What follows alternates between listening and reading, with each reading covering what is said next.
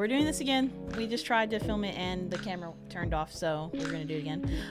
Welcome to the Gathering Podcast. My name is Rebecca. I'm an intern at the Gathering, and I also run the podcast, which is why I'm here.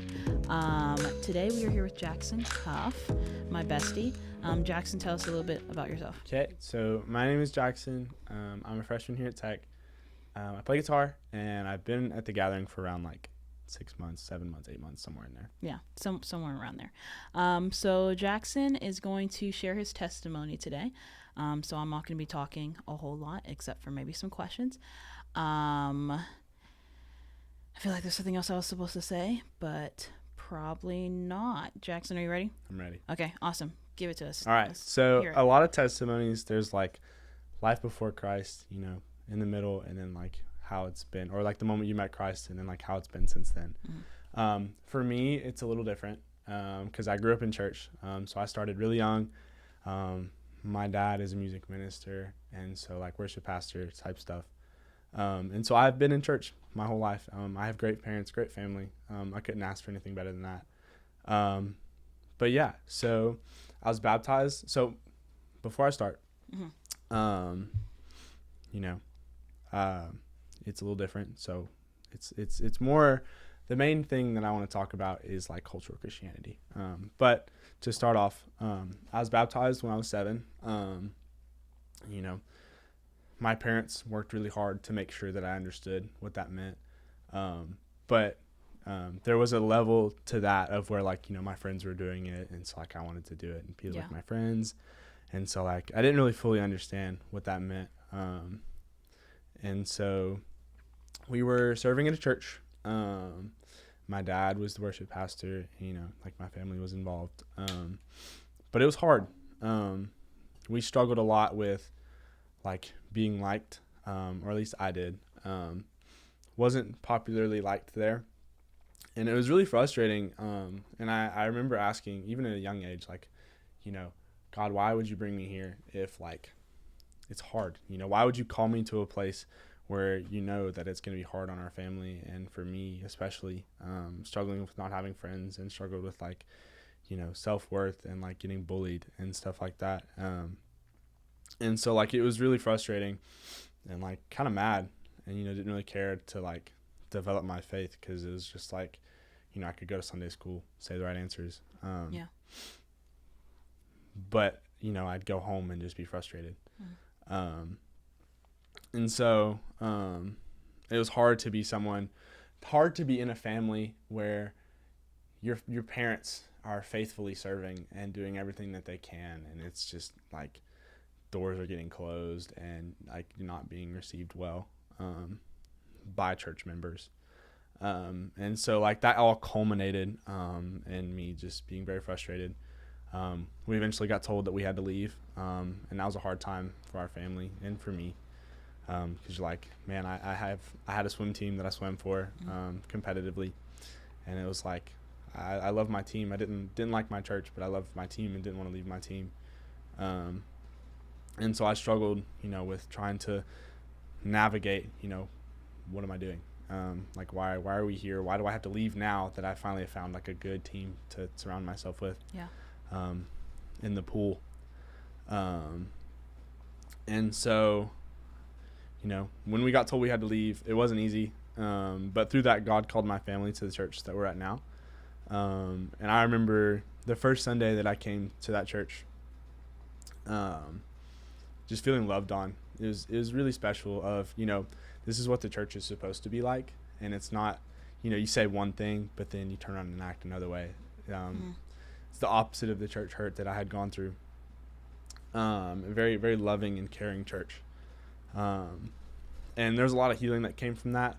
I had a youth pastor who isn't there now. He stayed there for about a year. And some really good interns that poured into me and kind of walked me through things that I hadn't learned yet, and that were really, really pivotal for me. And really opened my eyes of okay, this is what this looks like. And so kind of started coming out of my being frustrated. Made some really, really, really good friendships that I cherish so much. And that healing process started for me in that. But still, you know, there was sin in my life that I wasn't addressing. And so like trying to hide what I was dealing with from the people that cared about me. And so in that, you know, there's only so far that what people can tell you is going to work because you're not living it. And so dealing with saying the right things on church and on church nights and on Sunday mornings and Sunday school and stuff like that. But really struggling, just not being a cool person. And so it took till one summer camp. And it was a summer camp after my freshman year of high school. It's like going into sophomore year. God kind of revealed to me that it was like, you know, you are like still in your sin. You're still dead. Or yeah, you're still dead. Yeah. You're still living in it, trying to hide it from other people. And so like I remember this moment where like I was listening to worship music and like it just broke down and like could feel it. Like God was like, all right, like you're not living the right way. And so through that, you know, things changed. Started addressing sin in my life, which wasn't easy. And so like that fight has still like lasted a long time. And like, so I started from that moment, you know, understanding more and like something changed. But from that moment on, it was getting better. I was a swimmer. So that plays a lot into my testimony as well. Swim competitively since I was 9. So I had found a team in Cookeville. I swam for Cookeville High School. And my freshman year, it went really, really well. I was swimming fast. Like I was setting records for my team. Not to flex or anything.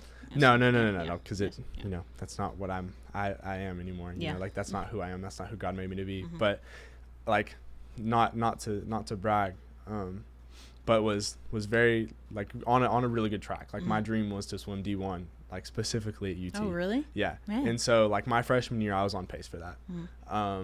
And you know, through that, there's a lot of pride, a lot of pride, and so putting my identity in who I was as a swimmer hurt me and, you know, caused me to fluctuate in my relationship with God. And like I valued it more than I valued my relationship with God. And so, you know, pride comes before a fall. It does. Yeah. It's true.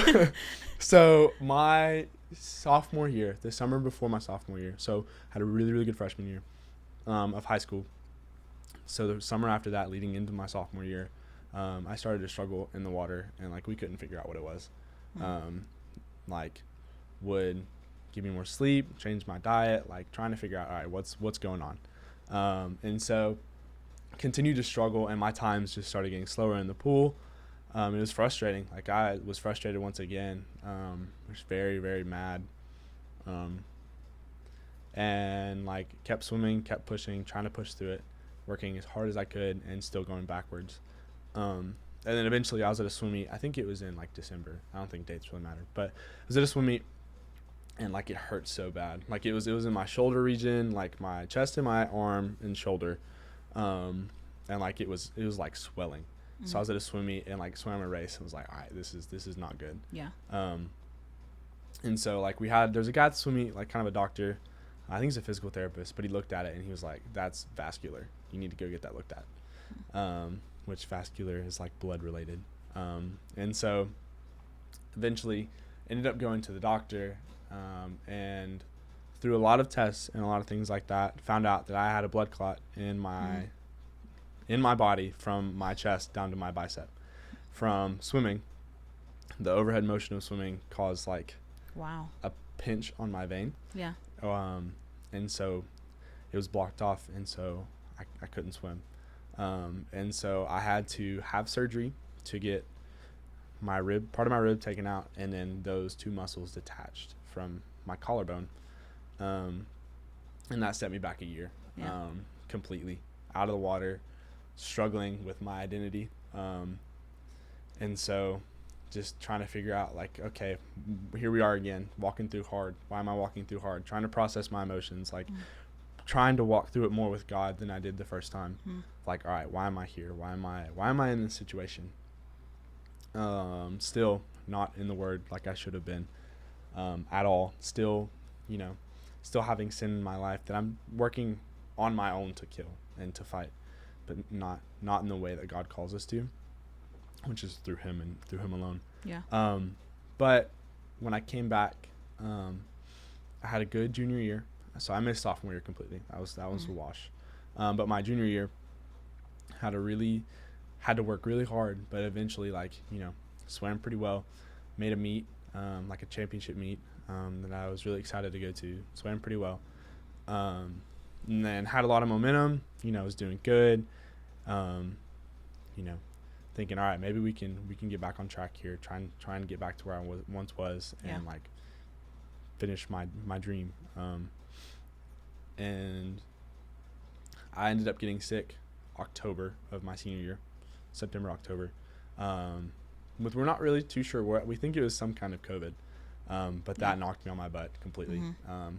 Some people say it was like long COVID, which, if that's a thing, but it lasted. It's like a lot of fatigue and being tired all the time, and so I struggled a lot, specifically that first semester of my senior year of high school, of all right, I thought we were going somewhere, and now I'm back.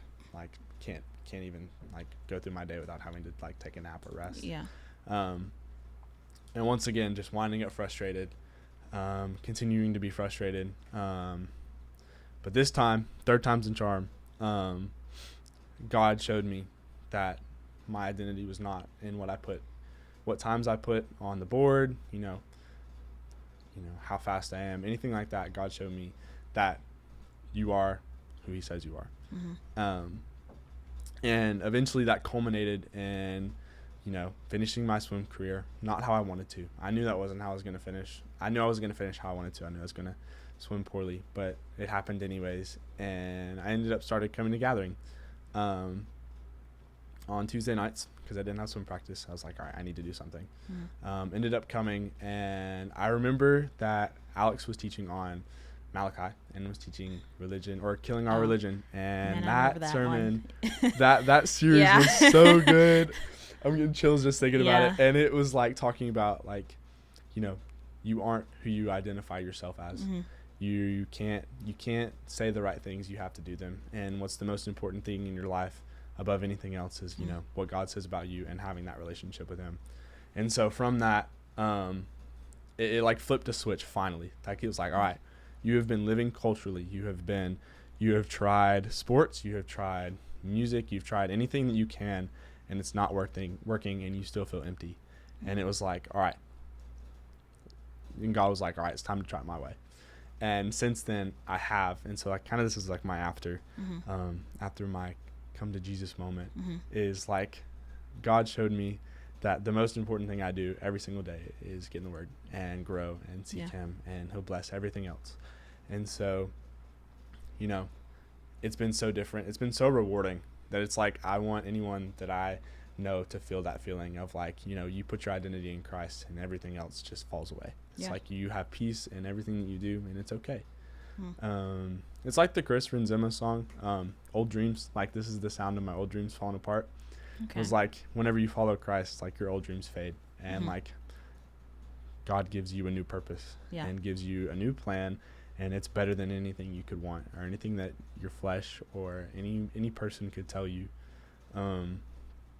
And since then, it's been so much fun. Yeah. I have so much fun in just reading the Bible and seeking God every day. Yeah. And playing for worship and stuff like that is so fulfilling to me. That's awesome. That's awesome.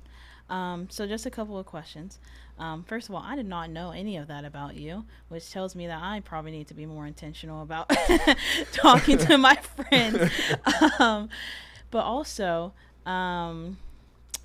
so I'm curious, during everything that you just talked to me about, wow, my stomach just rumbled. Who was the most influential person in your life spiritually, if you had someone? I think. And you can't say God. I mean, that's Well, yeah, obvious. that's a given. given. I think it might have been my dad, Mm-hmm. and then my youth pastor Zach. Okay. Were really big for me. And then, like I said, Alex's sermons this past semester were really awesome. His sermons have been fire recently. Oh my goodness. That's what I'm saying. Goodness. But God's moving in a mighty way, and Yeah. I think I'm an example of that, and it's been so awesome since then. Yeah. Okay. Awesome. So you touched on it a little bit, about what your current relationship with God looks like. Do you want to go in a little bit deeper? You don't have to just kind of share where you're at with your faith now. What he's showing me, or both, all, whatever you feel like God is telling you to share. Yeah. Okay. So, God's showing me little things that I can improve in every day. You know what I mean? Yeah. So when I read my Bible, it's living and active, and I find something new every single day that I read it. Is there's something new to be learned. I know I'm kind of repeating myself. Yeah. It's okay. But I think beforehand it was, him smacking me in the face, saying, all right, focus on me, snapping at me, trying to get my attention, hitting me. But now it's more all right, I have your attention now. Let's iron out the details. And so kind of when you get to this point, it's it's fine tuning more of, I'm not perfect. I'm never going to be. I wish I could be, but I can't. But that's why he is so amazing, is because he is, and he fills that hole for me when I want to fill it myself. Yeah. And I want to be the best at the things that I do, but I can't. Yeah. And he is the best at everything. And so, it's that fine tuning, that slow process, that sanctification. Yeah. It's like a little stair step every day. Yep. Awesome. Okay. Well, if last question that I have, if someone who's watching this is kind of in your position, actually for anyone who's watching this, what is one thing that you would want them to really hear, really take away from everything that you just said, like one lesson or whatever? So for me, I am a people pleaser, and I tried for so long to please the people around me, whether that be in church, saying the right answers, acting a certain way in worship time, playing worship, or in the pool or in the sphere, of acting a way that I think would most cater to the people I was around. Once you find that true relationship with God, that all falls. That stress, that anxiety of, all right, do these people actually hate me, or is that in my head? God takes that away, and he takes it away in a mighty way, to the point of God just says, as long as you're seeking me, that's all that matters. And so I would encourage people in my position that I was in, once you give everything you have to Christ, your opinions, anything that you have that you're holding on to, that you want in life, or you want others to think about you, or a person that you're trying to be that you're not, God is the one who's going to guide your steps and mold you and create you into the person that you want to be so desperately that you can't on your own. Yeah. Awesome. Love it. Okay. Well, thank you, Jackson. I appreciate it. Oh, yeah.